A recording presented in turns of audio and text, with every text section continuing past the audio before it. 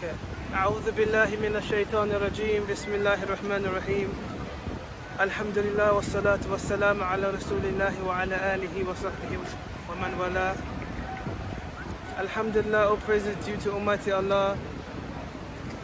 All praise is due to Him for giving us life and blessing us and guiding us and showing us the path that leads to Him and that is pleasing to Him and the opposite of that. So I'm back again in the park after some time. It's been a while. So much has been happening, and I just want to remind my viewers about how the Muslims are here in this park to spread the deen, to invite the Tawheed, and that we are the people who uphold this banner of Tawheed, calling to Almighty Allah, to His deen. You know, because this is the whole essence of why we are here, to worship Almighty Allah and to bring mankind to His worship. I want to also mention of the importance of our Muslim brothers and sisters who are behind bars, and how there's been recent campaigns for them to be released. We demand their release. You know, they have been incarcerated unjustly, unlawfully. Some of them have been deprived of basic human rights and civil liberties taken away from them. Why? Why is this the case? You know, it's only because they're Muslim. It's only because they say La ilaha illallah Muhammadur Rasulullah. We find that Sister Afia Siddiqui is in prison and she was given 86-year sentence.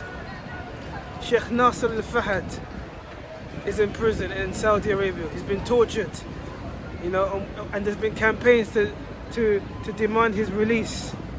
You know, the Prophet ﷺ said in an authentic hadith in Sahih Bukhari, Fukul Ani, free the captives. You know, Al-Muslim Akhul Muslim, the Muslim is a brother to another Muslim. In Sahih Muslim, he doesn't leave him, doesn't abandon him to the oppressors. And that in another narration, the Muslim is like one body, you know. So when one part is affected by a fever, then the rest of the body feels that pain. And we know these ahadith, but how many ulama, imams speak about the plight of the prisoners, the Muslim prisoners? There's been Twitter campaigns to raise awareness, to demand and secure the release of Muslim prisoners. And it is our duty, it is our responsibility. You know, Sheikh Abu Hamza is in prison and he's been deprived of medical attention, medical needs. He's disabled, you know, he doesn't have limbs. He needs his dental treatment. He is in need of dental treatment. He's in need of a lot of things. He's been deprived. Subhanallah. Why? Why is this? Is this what the UK decided to extradite him for? Why was he extradited to America and Julian Assange was prevented from extradition? The judge put a stop on it. The judge blocked his extradition on the basis of human rights, on the basis of being affecting his mental health. What about the mental health of Sheikh Abu Hamza? What about the mental health of Afia Siddiqui? You know, are they not human beings? Are they not? Do they not have rights, human rights? Is it because they're Muslims, that's why they've been deprived like this? They've been abandoned? Sheikh Abdullah Faisal, he's in American prison facing charges. You know, why? Why was he extradited from Jamaica to America? Caught in a sting operation. What for? This was a pre-planned operation. Caught in a sting operation inside Jamaica. You know, we have our sisters and their children, mothers and their children in Camp Hall and Camp Roj, northern part of Syria. And the situations in the camps are very devastating. You know, it is appalling. You know, it is very inhumane treatment. You got thousands of Muslim women hoarded up, rounded up in camps, and the countries around in Europe are refusing to take them. Come on, man! You claim to be champions of human rights and civil liberties and the freedom and all of these stuff, and yet Muslims are facing these situations. What about our Muslims in Uyghur, in China? Yeah, being held in detention camps. Why should they be treated like this? Why? Why should they be treated like this? They're not allowed to perform their religious duties. Yeah, they're even forced not to perform during Ramadan. They're not allowed to fast. They're not allowed to have possession of the Quran. Recently, China banned the Quran app from the App Store.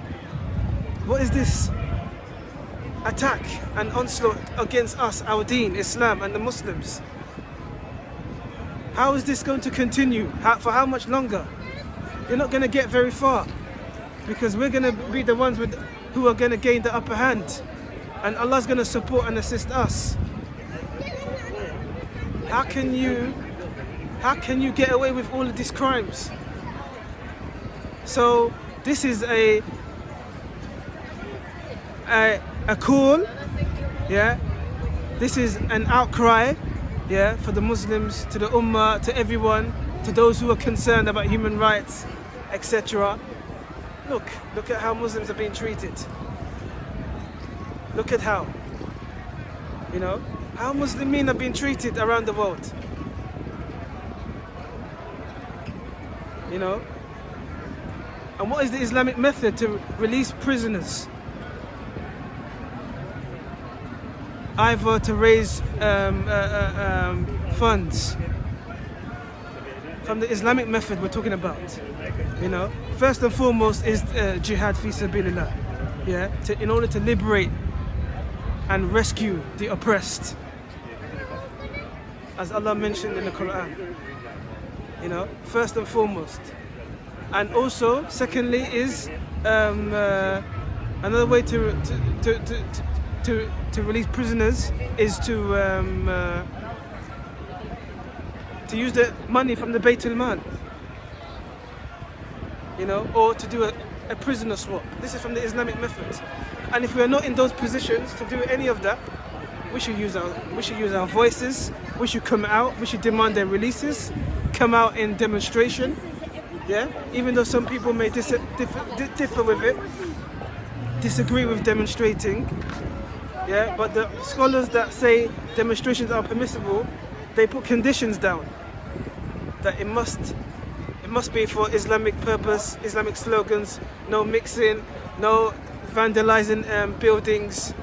These are the conditions that some scholars put in place in regards to demonstration. So why can't we call out for the release of Muslim prisoners? Yes, the Ummah is in a very weak state, weak, inferior position, but with Allah's help the situation can change. You know, there's been Twitter campaigns to secure their release. There's been press release. So we cannot abandon. You know, Mullah Krekar in Norway is incarcerated.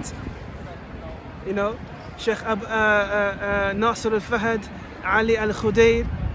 There's a shuyukh in Saudi Arabia incarcerated. Who else? There's many others.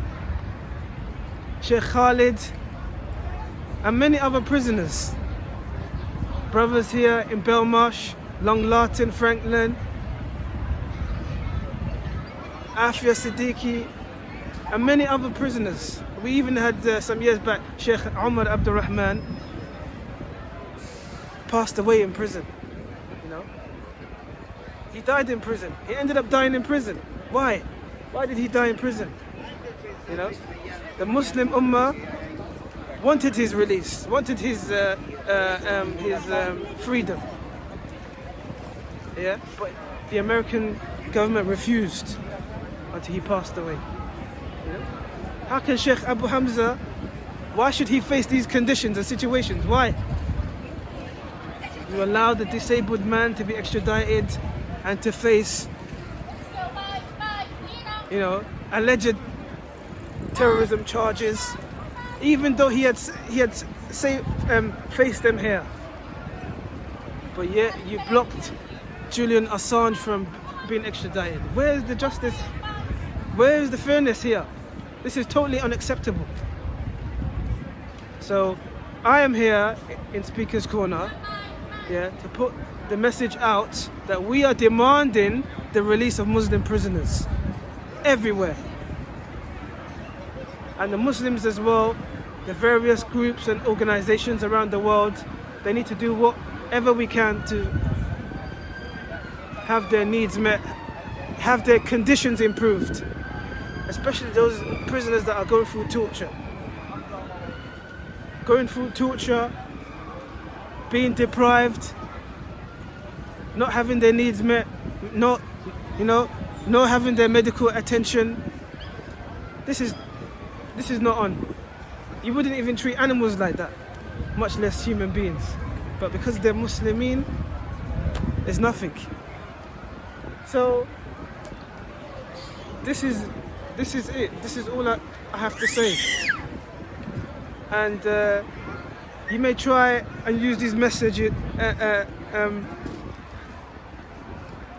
these means, imprisonment, torture, invasion, but Islam's going to grow and spread. It's going to be the future for the world, you know. And we invite those viewers to Islam, you know. We invite them to Islam, to embrace Islam and consider it as a way of life, to submit to Almighty Allah and worship Almighty Allah. وصلى الله على سيدنا ونبينا محمد وعلى آله وصحبه وسلم. لا إله إلا الله محمد رسول الله.